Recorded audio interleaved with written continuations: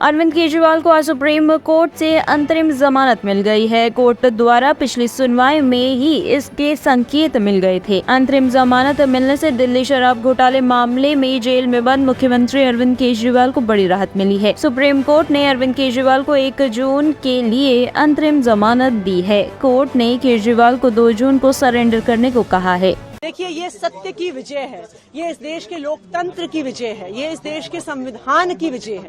Bharatiya Janata party ने इस देश में तानाशाही खड़ी करने के लिए कोई कसर नहीं छोड़ी है। जिस प्रकार से विपक्ष पे हमला हो रहा है, जिस तरह से ईडी और सीबीआई का प्रयोग हो रहा है, जिस तरह से चुनाव की घोषणा के बाद एक चुने हुए मुख्यमंत्री को जेल में डाल दिया गया, लेकिन मैं सुप्रीम कोर्ट का धन्यवाद करती हूँ कि सुप्रीम कोर्ट सामने आया लोकतंत्र को बचाने के लिए, संविधान को बचाने के लिए। और जब जब इस देश में लोकतंत्र और संविधान खतरे में रहा है, सुप्रीम कोर्ट सामने आया है और एक बार फिर से सुप्रीम कोर्ट ने लोकतंत्र को बचाने के लिए जो फैसला लिया है, उसके लिए मैं सुप्रीम कोर्ट का धन्यवाद करती हूं। अरविंद केजरीवाल को कार्यकर्ता भी सुनना चाहते हैं, कब संबोधन होगा?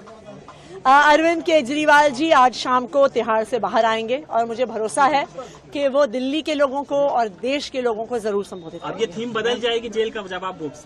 देखिए, थीम इस चुनाव की एक ही है, लोकतंत्र को बचाने के लिए, संविधान को बचाने के लिए। और मुझे लगता है आज का फैसला ऊपर वाले का भी एक इशारा है कि शायद अब चीजें बदल रही हैं। जो इस देश के लोकतंत्र पर हमला हो रहा था, जो संविधान पर हमला हो रहा था, उसको बदलने का समय आ गया है। पूरे देश में इसको लेकर के खुशी की लहर है। दिल्ली के लोगों के दिल में खुशी है, क्योंकि जिस तरह से भारतीय जनता पार्टी की सरकार ने इस देश में तानाशाही का अंधकार युग कायम किया था, लोगों को कोई रोशनी नहीं दिख रही थी। सुप्रीम कोर्ट के इस फैसले ने एक रोशनी की किरण दिखाई है।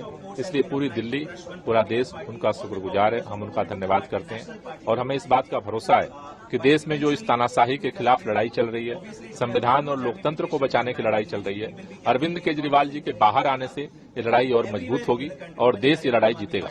जेल का जवाब, जेल तो तानाशाही का ही प्रतीक है। जेल में जिस तरह से उन्होंने डाला तो तानाशाही तो उनकी जारी है। तो जैसे उसी तानाशाही के खिलाफ अंतरिम बेल भी एक लड़ाई का हिस्सा है। अरविंद केजरीवाल के आने के बाद इस तानाशाही के खिलाफ लड़ाई और मजबूती से हम लड़ेंगे और ये लड़ाई जीतेंगे। क्या इस कैंपेन को और मजबूती मिलेगी? आज लोग जो है बहुत खुश हैं कि हमारी जीत हुई। चुनाव प्रचार के लिए बेल मिली है, जमानत मिली है जी। और 1 जून तक मिली है। उसके बाद क्या? और अंतरिम जमानत मिलना मतलब ये नहीं कि आप अपराध मुक्त हो गए। पैरोल पर भी अपराधी बाहर आते हैं, फिर अपने स्थान पे वापस जाते हैं। जी। और 2014 का लोकसभा चुनाव हमने देखा, तब भी केजरीवाल बाहर थे, प्रचार कर रहे थे, चुनाव लड़ भी रहे थे।